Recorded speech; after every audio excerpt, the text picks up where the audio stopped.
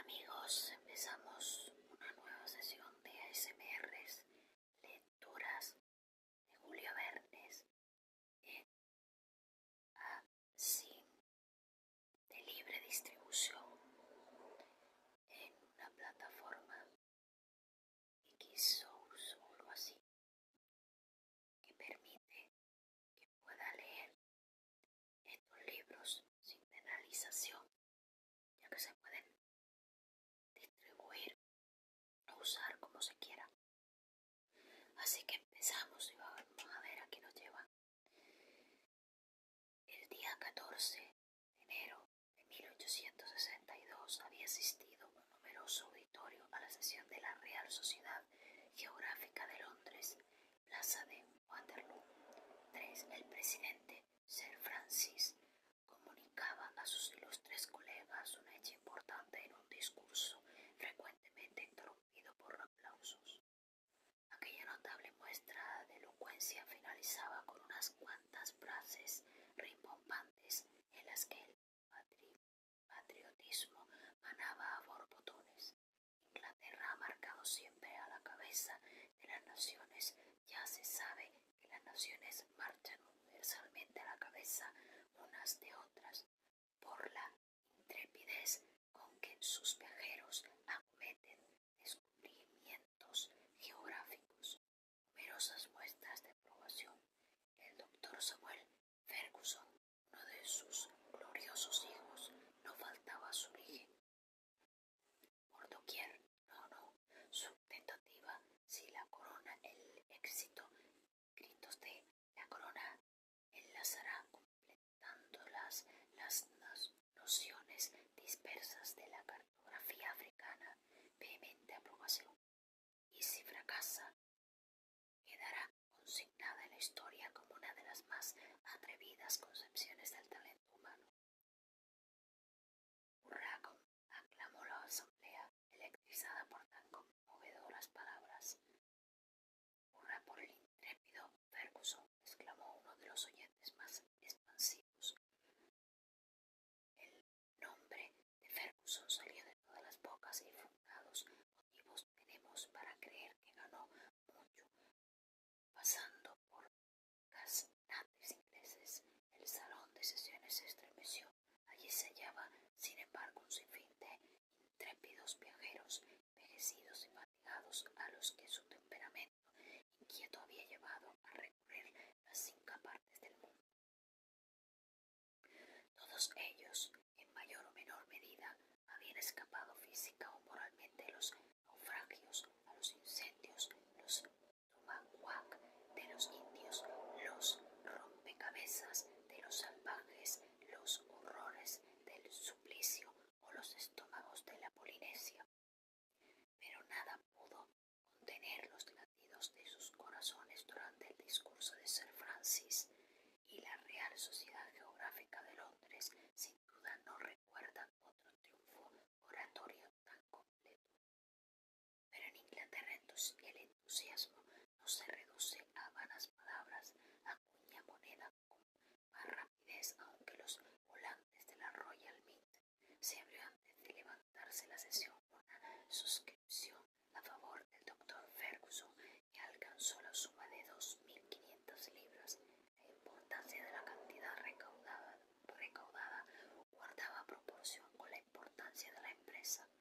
Uno de los miembros de la sociedad interpeló al presidente para saber si el doctor Ferguson sería presentado oficialmente.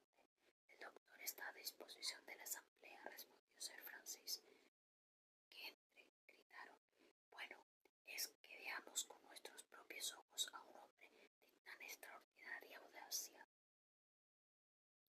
¿Acaso tan increíble proporción, dijo un viejo comodoro o apoplético, no tenga más objeto que embaucarnos? Y si el doctor Ferguson no insistiera, preguntó una voz maliciosa. Tendríamos que inventarlo, respondió un miembro bromista de aquella grave sociedad. Haga pasar al doctor Ferguson, dijo sencillamente Sir Francis, y el doctor entró entre estrepitosos aplausos sin conmoverse lo más mínimo. Era un hombre de unos 40 años de estatura y constitución normales. El subido color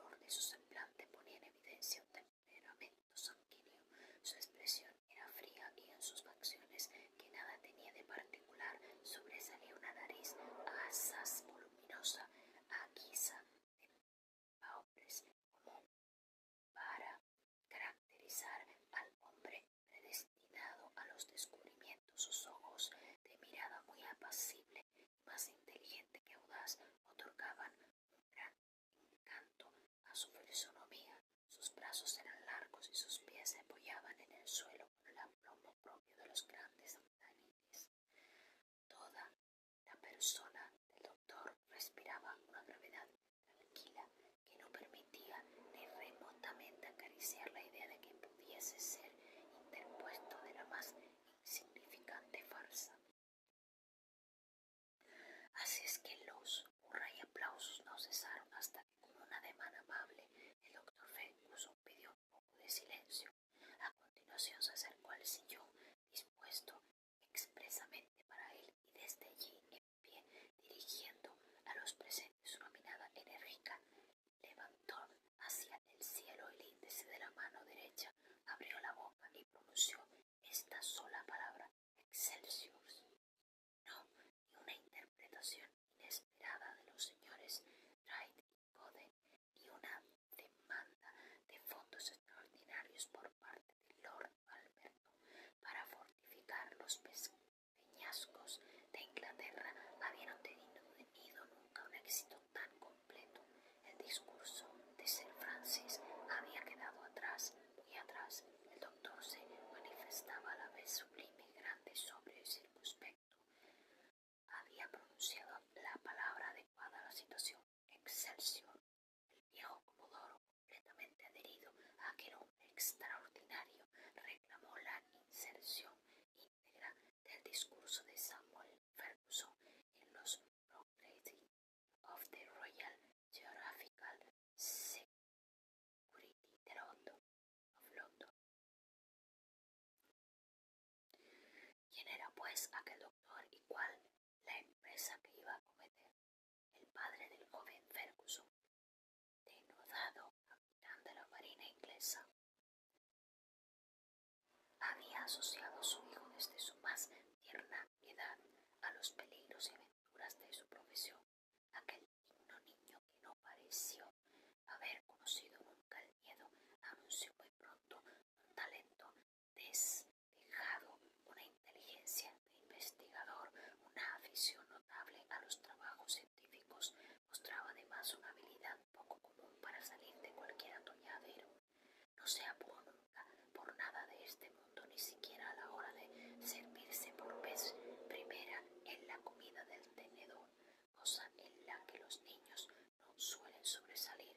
Su imaginación se inflamó muy pronto con la lectura de las empresas audaces de las explotaciones marítimas.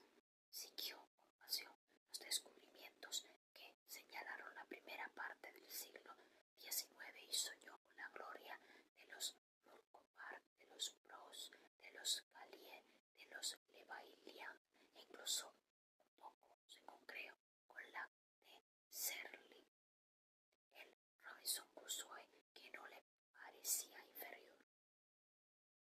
Cuántas horas bien ocupadas pasó con él en la isla de Juan Fernández. Aprobó con frecuencia las ideas del marinero abandonado, discutió algunas veces sus planes y sus proyectos. Él habría procedido de otro modo, tal vez mejor, en cualquier caso igual de bien, pero desde luego jamás habría dejado aquella isla de bienaventuranza donde era tan feliz como un rey sin súbditos. No, ni siquiera en el caso de que le hubiera nombrado primer lord del almirantazgo. Dejó a la consideración del lector si semejante tendencia se desarrollaron durante sus aventuras de juventud lanzada a los cuatro vientos. Su padre, hombre instruido, no dejaba de consolidar aquella perspicaz inteligencia con estudios continuados de hidrografía, física y mecánica, acompañados de algunas nociones de botánica, medicina y astronomía. A la muerte del digno capitán, Samuel Ferguson tenía 22 años de edad y había dado ya la vuelta al mundo. Ingresó en el cuerpo de ingenieros mercantiles y se distinguió en varias acciones, pero la existencia de soldado no le convenía dada su escasa inclinación a mandar y menos aún de obedecer. Dimitió y ya cazando, ya herborizando, remontó hacia el norte de la península india y la atravesó desde Calcuta a Surate. Un simple paseo de aficionado desde Surate. Le vemos pasar a Australia y tomar parte en 1845 en la expedición del capitán Sturz, encargado de descubrir ese mar Caspio existe en el centro de Nueva Holanda. En 1850, Samuel Ferguson regresó a Inglaterra y, más dominado que nunca por la fiebre de los descubrimientos, acompañó hasta 1853 al capitán McClure en la expedición que costó el continente americano desde el estrecho de Bering hasta el cabo de Farewell. A pesar de todas las fatigas y bajo todos los climas, Ferguson resistía maravillosamente.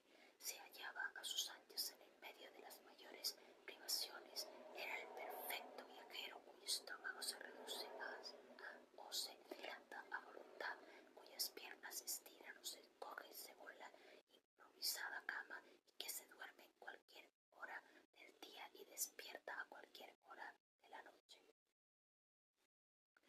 Nada menos asombroso, por consiguiente, que hallar a nuestro infatigable viajero visitando desde 1855 hasta 1857 todo el oeste del Tíbet en compañía de los hermanos Stanthwaite para traernos de aquella exploración observaciones etnográficas de los más curiosos. Durante aquellos viajes, Samuel Ferguson fue el corresponsal más activo e interesante del Daily Telegraph, ese periódico que cuesta un penique y cuya tirada, que asciende a 150.000 ejemplares diarios, apenas logra abastecer a sus millones de lectores. Así pues, el doctor era enorme. El doctor era hombre bien conocido, pese a no pertenecer a ninguna institución científica, ni a las reales sociedades geográficas de Londres, París, Berlín, Viena o San Petersburgo, ni al Club de los Viajeros, ni siquiera al Royal Polytechnic, institución donde su amigo el Stanislav Coburn metía mucho ruido. Un día Coburn le propuso, para darle gusto, resolver el siguiente problema, dado que el número de millas recorridas por el doctor alrededor del mundo: ¿cuántas millas más ha andado su cabeza que sus pies, teniendo en cuenta la diferencia de los radios, o bien conociendo el número de millas recorridas por los pies y por la cabeza del doctor, calcular su estatura con toda exactitud? Pero Ferguson continuaba manteniéndose alejado de las sociedades científicas, pues era feligrés, militante, no parlante. Le parecía ejemplar mejor el tiempo investigando que discutiendo, y prefería un descubrimiento a 100 discursos. Cuéntase que un inglés se trasladó a Ginebra con intención de visitar el lago. Le metieron en un carruaje antiguo en el que los asientos estaban de lado como en los ómnibus, y a él le tocó por casualidad estar sentado de espaldas al lago. El carruaje realizó pacíficamente su viaje circular, y nuestro inglés, aunque ni una sola vez volvió la cabeza, regresó a Londres perdidamente enamorado del lago de Ginebra. El doctor Ferguson, por su parte, durante sus viajes había vuelto más de una vez, y de tal modo que había visto mucho. No había más que obedecer a su naturaleza, y tenemos más de un motivo valedero para creer que era algo fatalista, aunque de un fatalismo muy ortodoxo, pues contaba consigo mismo y hasta con la providencia. Se sentía más bien empujado a los viajes que atraído por ellos, y recorría el mundo a la manera de una locomotora, la cual no se dirige, sino que se dirigía por el camino. Yo no sigo mi camino, decía el doctor con frecuencia, el camino me sigue a mí. A nadie asombrará, pues, la indiferencia y sangre fría con que acogió los aplausos de la Real Sociedad estaba muy por encima de tales miserias, exento de orgullo y más aún de vanidad. Le parecía muy sencilla la proporción que había dirigido el presidente Sir Francis, y ni siquiera se percató del inmenso efecto que había producido. Después de la sesión, el doctor fue conducido al Travel Club en el Pall Mall, donde se celebraba un soberbio banquete.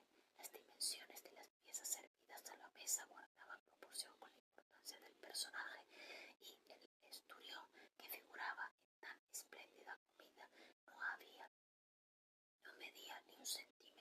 menos que el propio Samuel Ferguson.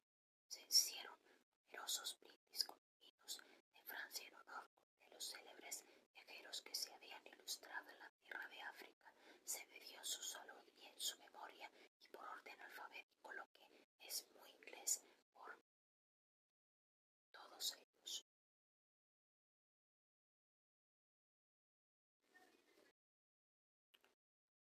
Un artículo del Daily Telegraph. Guerra de periódicos científicos. El señor Peterman apoya a su amigo el doctor Ferguson. Respuesta del sabio Conner. Apuestas comprometidas. Varias proposiciones hechas al doctor. Al día siguiente, en su número del 15 de enero, el Daily Telegraph publicó un artículo concebido en los siguientes términos: África desvelará por fin el secreto de sus vastas soledades. Un Edipo moderno nos dará la clave del enigma que no han podido descifrar los sabios de 60 siglos. En otro tiempo, buscar el nacimiento del Nilo, Fontes Nili o Wariri, se consideraba una tentativa insensata, una irrealizable quimera.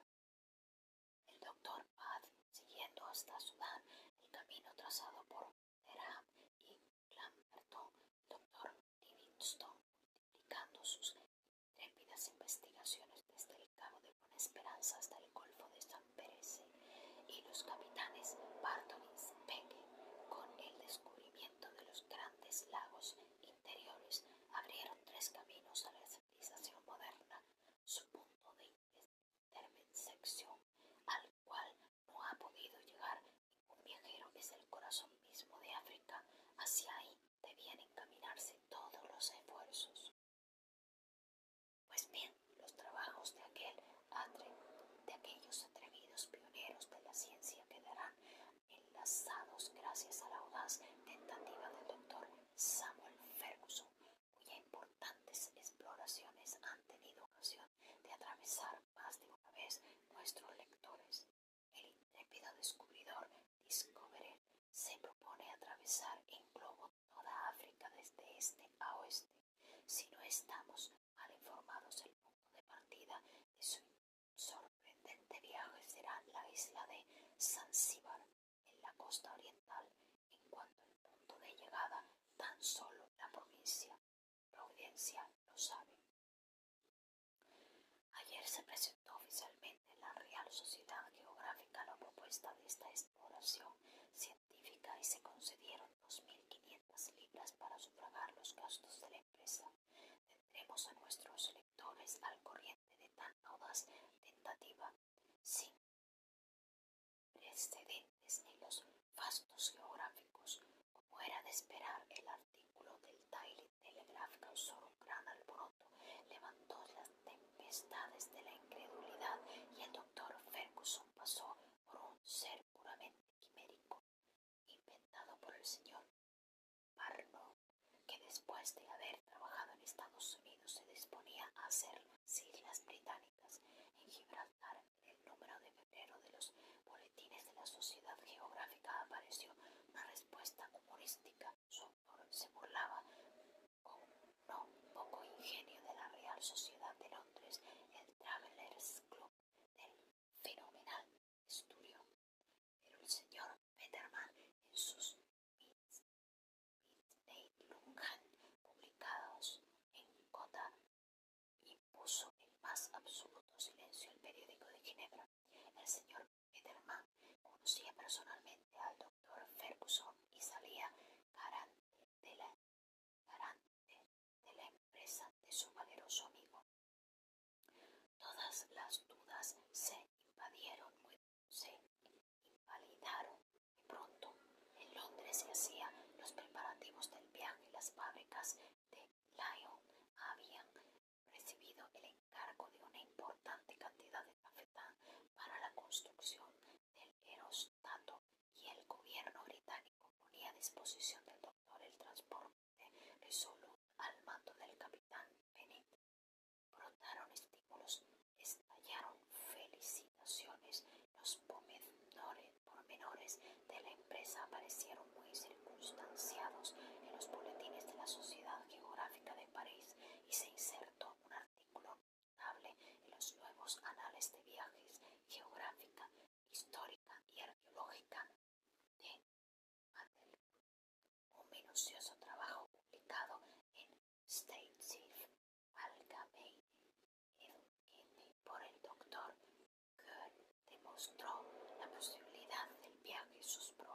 este éxito, la naturaleza de los obstáculos y las inmensas ventajas de la locomoción por vía aérea, no censuró más que el punto de partida. Creían preferible salir de Masua Arcón de Abisania, desde el cual James Bruce en 1768 se había lanzado a la exploración del nacimiento del Nilo. Admiraba sin reserva alguna el carácter enérgico del doctor Ferguson y su corazón cubierto con un triple escudo de bronce que concedía e intentaba semejante viaje. El North American Review vio, no sin disgusto, que estaba reservada a Inglaterra tan alta gloria. Procuró poner en ridículo la proposición del doctor y le indicó que, hallándose en tan buen camino, no parase hasta América.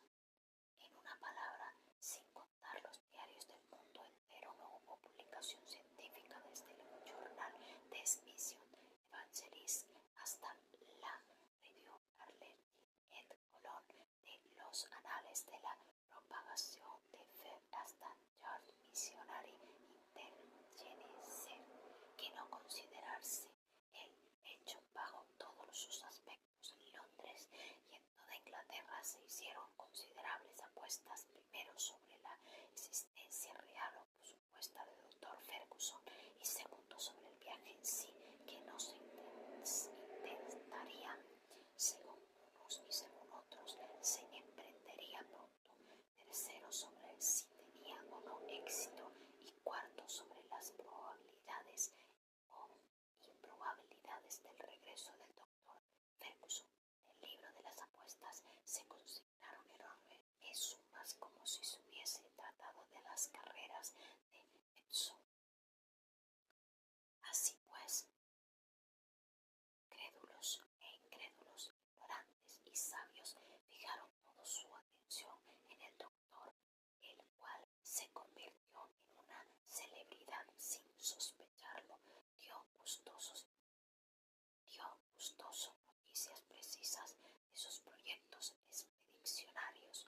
Hablaba con quien quería hablarle y era el hombre más franco del mundo. Se le presentaron algunos audaces aventureros para participar de la gloria y peligros de su tentativa, pero se negó a llevarlos consigo y sin dar razón de su negativa. Numerosos investigadores de mecanismos aplicables a la dirección de los globos le propusieron su sistema, pero no quiso aceptar ninguno. A los que le preguntaban si acerca del particular había descubierto algo nuevo, les dejó sin ninguna explicación y siguió ocupándose con una actividad creciente de los preparativos de su viaje. Bueno, amigos, esto es un capítulo muy corto, el segundo capítulo del libro Viaje en Globo, 5 semanas en globo, concretamente, de Julia Verne. Como les dije, no sé si fue en este capítulo o en el anterior, este libro, este relato que estoy leyendo es de la plataforma Wikisource o algo así, de personas maravillosas que publican sus versiones traducidas aquí y que lo que queremos leer podemos usarlas sin peligro sin peligro de que nos penalicen por ello. Yo retiré de mi canal todos los capítulos que había estado leyendo de los otros libros que le releeré aquí gracias a esta gente, pues precisamente porque consultándolo pude comprobar que, a pesar de que Julio Verne ya falleció hace una volada de años, más de 70 años, que son el tiempo que se necesita concretamente en España para poder usar libremente un libro, pero por el hecho de que la publicación y traducción es posterior y no tiene tantos años, no la puedo usar libremente. Por lo tanto, yo les pido disculpas, aprovechando que este corto para decirles que voy a leerlos aquí y seguiré publicando esos libros, y posteriormente lo que haré será escribir mis propios libros y publicarlos también. Por lo pronto aquí lo voy a dejar, aunque esté muy cortito, pero así les comparto la información que les quería decir. Darle las gracias a todos los que me siguen, a todos los que han dicho bonitas palabras acerca de las publicaciones. Les pido disculpas de nuevo porque he tenido que retirar todas esas publicaciones hoy, pero que seguiré publicando nuevas y haré más capítulos seguidos, no solamente capítulos tan cortitos. Estoy experimentando con esto a través de internet y no puedo, no sé muy bien cómo va de momento. Ya iré sabiendo, aprendiendo. Pues nada, muchísimas gracias por todo y seguiré publicando. Besitos, cuídense.